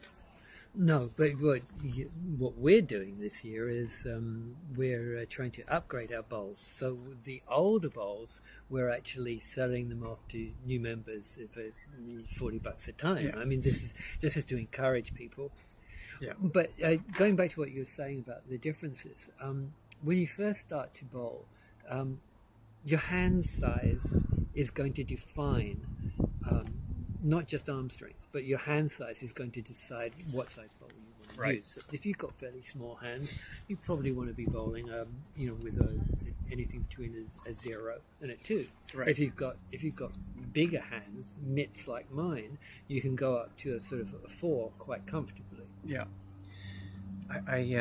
I'll be posting a video later today or tomorrow on how you size your bowl, but I decided I would take pieces of string and wrap them around the bowls from a size 0 to size 3 just to physically see the difference in size. Right. And it isn't that much. No. It's millimeters between these bowls. But combined with the weight And the grips can make a really, really big difference. My recommendation is to do what I didn't do. Joe's gone way through there. You know, what I didn't do is I got impatient. And I'm starting to try all sorts of different bowls. I'm trying to buy bowls, and sometimes I wish I just would have given myself a little more time. That's a great shot.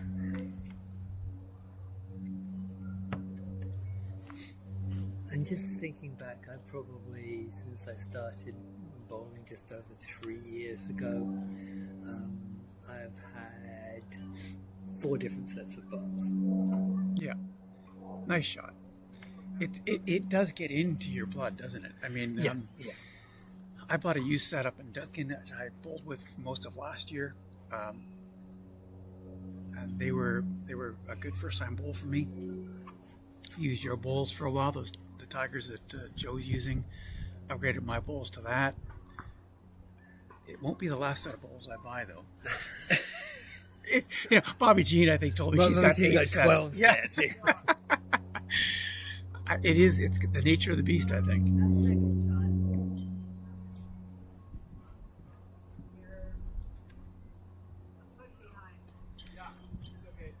If Joe can figure out a way to get down to Paula's bowl, rather, he's got to find a way to get down to Paula's bowl because, Paula's shot, but you can't move the jack because you can't get at it. Can't get at it. Oh. Oh, nearly.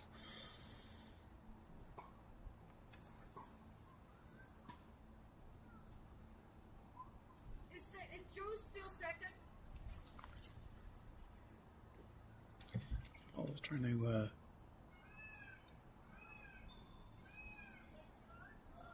sure. Pretty close between those two. Don't Okay. pick the orange one.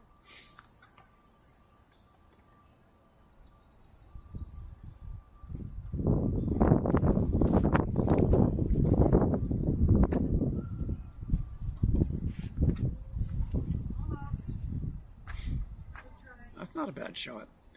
Again, puts one behind the jack. I think Joe just needs to draw.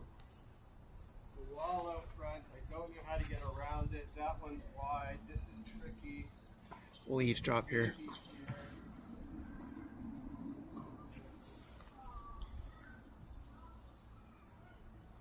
So right now he's walking through in his head, kind of the different shots. It's what you need to do as a skip, but He could come in forehand if it wasn't for that white one in front. Right. He's almost certainly going to collide if he tries to slide it in. I'm guessing from the angles he thinks he can probably clip the orange or draw around the back of it.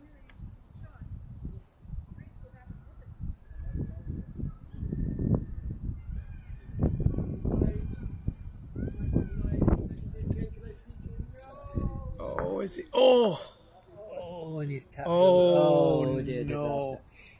I think that's 2 down now. 2 down.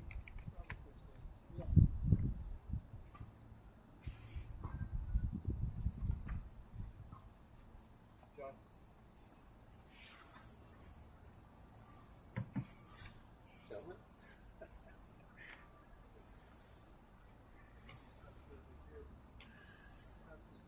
Well, I was went for it, but I 2 down.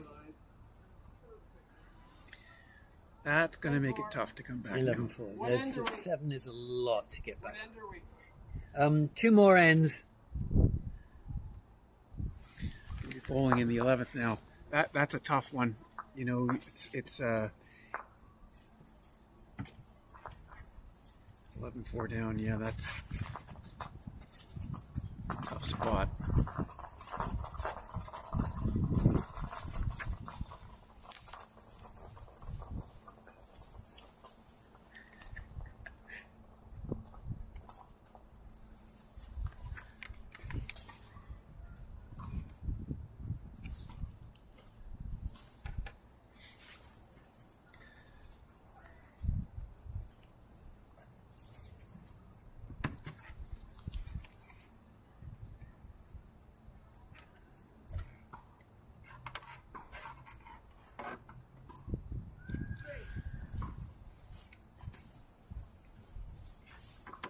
We're located just a stone's throw from the Pacific Ocean, so it does stay a little windy here.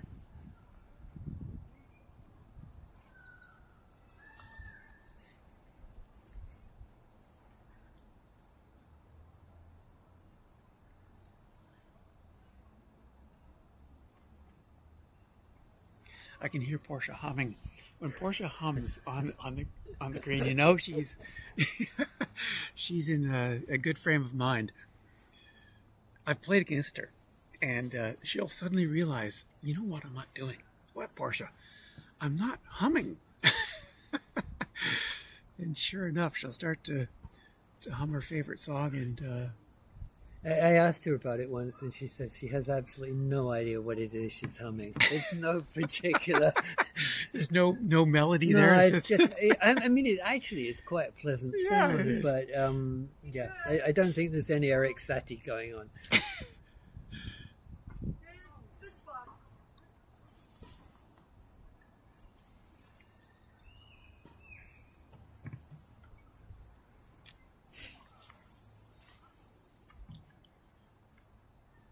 Two more ends to come. If they could just get in a big one, if they could just get a 3, Yeah, it probably won't change the game, but mentally it yeah. would be massive if that could happen. When I've got a lead like this, if I'm in the position where I'm leading by 7, I'm actually bowling protection. I'm making sure I've got a couple that go behind the jack, one close behind the jack, one further away. Right. I'm just trying to set up a situation where I believe they can't possibly score more than 2 or 3 at the most.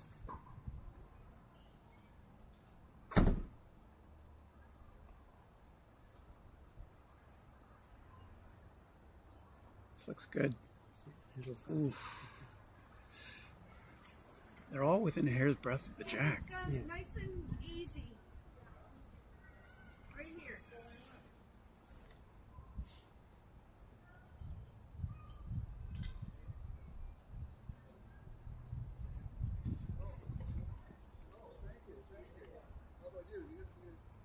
Yeah, nice ball. Watch that That's one good. come in. Nice.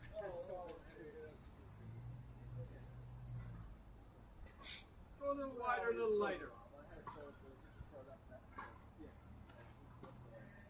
Like you say, it looks like the bowls are bending a little bit now more than they were in the beginning. So Joe wants Susan to track a little bit further outside. Still a little heavy, maybe. Yep.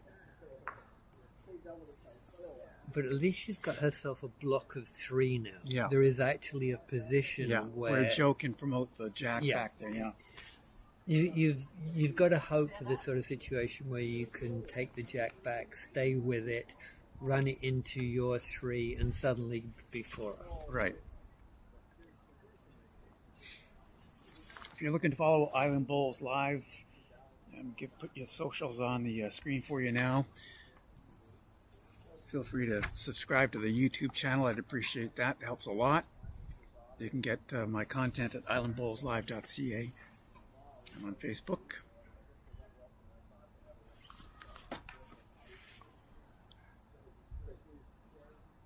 Our mandate here That's a is great to shot. that's beautiful. Our mandate here is to try and encourage people to play the game, Yeah.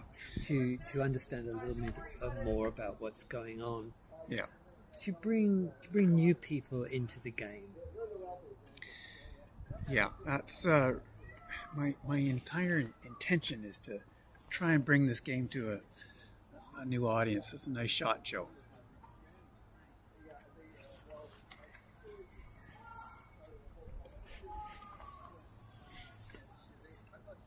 Paula's job is to get another one in so Joe can't take her out with a single shot. Come up a bit short. She also functioning as a block. She'd Blocker. like you to be about 9 inches over this way. Is that going to have enough? No, it's a little light. Nice line.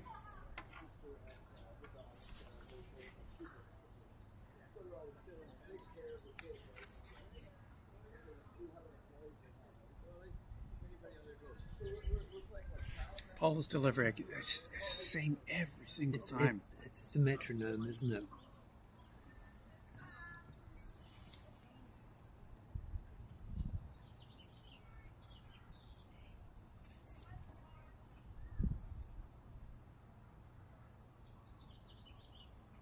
By the way, metronome is not a little guy with a beard on the French subway. I have no idea what you're talking about. Metronome! Come on!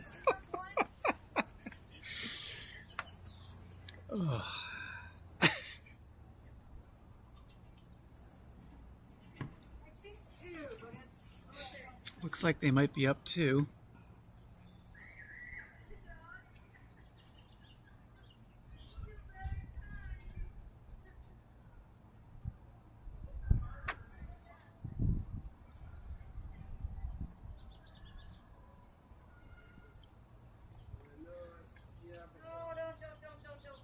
See, that's interesting. Yeah, but she's widened the block now. Yeah. There's not much Joe can do apart from try and draw her in. If he can knock Paula's out of there. Yeah, she's still right got at the second. jack. Oh yeah, I see that, yeah. No. 1 or 2, hard to say.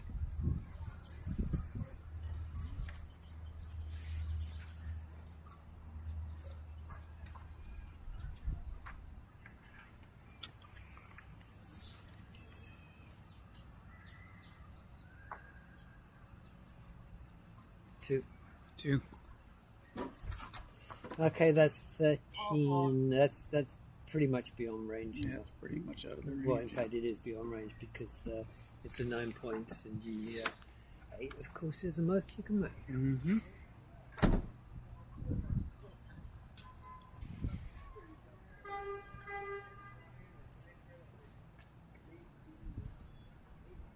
Oh, it's still scoring. Is this the last in? Yeah.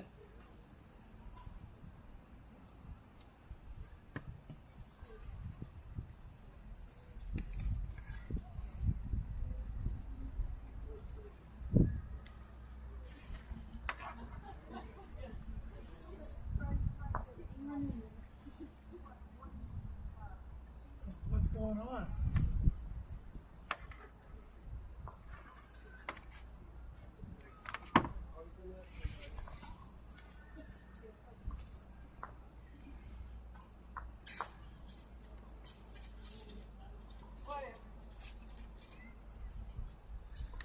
Okay, heading into our last end.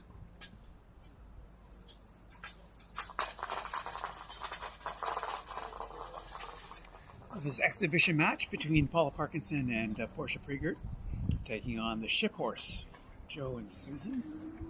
Almost been a rather chilly Friday morning. Nice weather, but cold.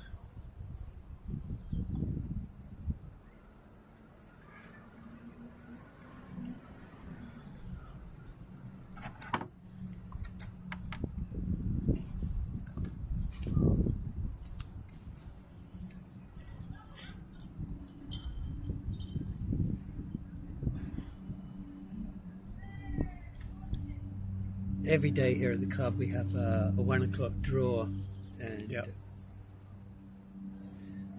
Folks are just starting to arrive. Filtering in. Every club has its own daily draw, meaning essentially you can just drop by. It's a great shot. Nice shot, Portia. And you just kind of join in. Then you have a pickup, and Yeah. around about 1:10, however many people are there, broken down into pairs or triples, and Very social. play for about an hour and a half. Yeah, you play with a bunch of different people every time you come out. It's great fun. It's the reason why I love the game so much. In fact, after sitting here and freezing for the last 2 hours, as soon as this game is over, I'm going to jump up and join in. It's another great shot. That's a great shot, Portia. That's a great shot. So, I mean, you got one behind the jack. You got one now kind of as a back ball. They're brimming with confidence. Oh, now, aren't they? yeah, exactly. Susan's got to put one in there, I think, for sure.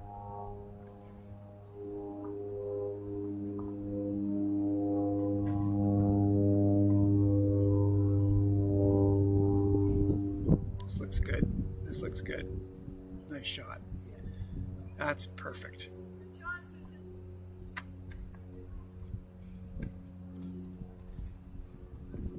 If you could stop one right here. Just like a foot in front.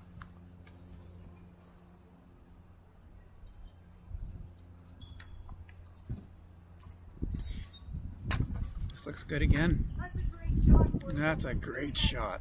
Oh, man. We're all, no matter where if you're playing lead or skip, you just kind of get into a groove, and you can tell that Portia and Paula are just in a bit of a groove. Yeah. And you have a good day, you're doing this, you think, Yeah, piece of cake. Piece of cake. You come the next day, you can't get within a mile of it. It's just, It is the vagaries of the game. You but just start. anyone, gone. You just start feeling great about your game, and then you come back the next day and it's like, what happened? But if anyone who's played any sport knows this. I mean, you can be just on, and you know how the game is played. It's just a matter of going out there, and then you're rubbish. You can't explain it. It just happens. It's frustrating because you think you finally figured it out. The sport does keep you honest. There was a wonderful story about Laurence Olivier, the famous actor who had a great performance one night playing Richard II, and he had 16 curtain calls, and he comes back of stage, and he starts throwing things around and kicking things, and no one goes near him because obviously he's a horrible temper, and they can't understand it because he was so good. Finally, someone goes up to him and says, Larry, why are you so upset? You were brilliant. And he says, yes, but I don't know why. It's a great story. And if only you could actually understand all the elements that go into the perfect game or the rubbish game. It would be so much easier if you could kind of nail those elements, and day after day after day the pathway to that is practice. Yes. I know the pros in Australia. By the way, you can bowl professionally, lawn bowl professionally.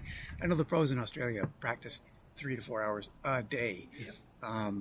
It doesn't, like everything, it just takes some time and repetition.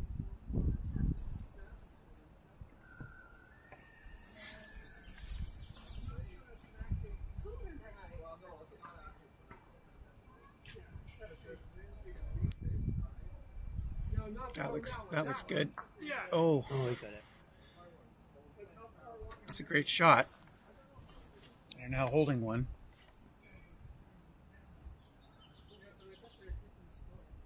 Stay wrapped.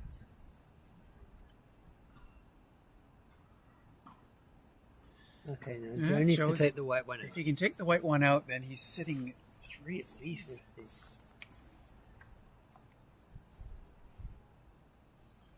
Heading for it. Heading for it. Oh, Great try, Joe. Great try. that was a great effort.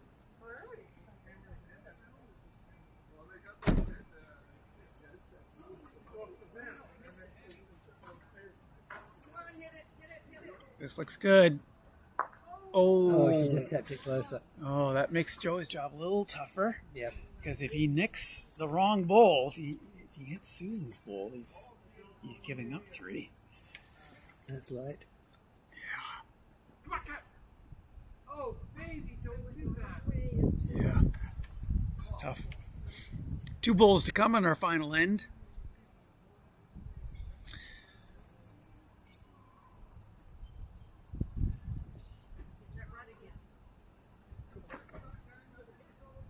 Nope, that's skated wide.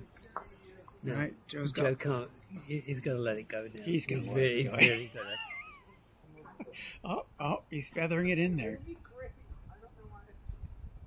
No, he's going to leave that short. Oh, that's too bad. Well, that'll bring an end to our exhibition match here live from the Victoria Bowls and Croquet Club in beautiful Victoria, British Columbia. And I want to thank Portia and Paula and Joe and Susan for giving up their Friday mornings to help me do a complete dress rehearsal. And I think for the first time, Nick, this actually went off without a hitch today. Yeah. Thanks so much for joining us. Oh, us. look, there's a big meteor coming out of the sky.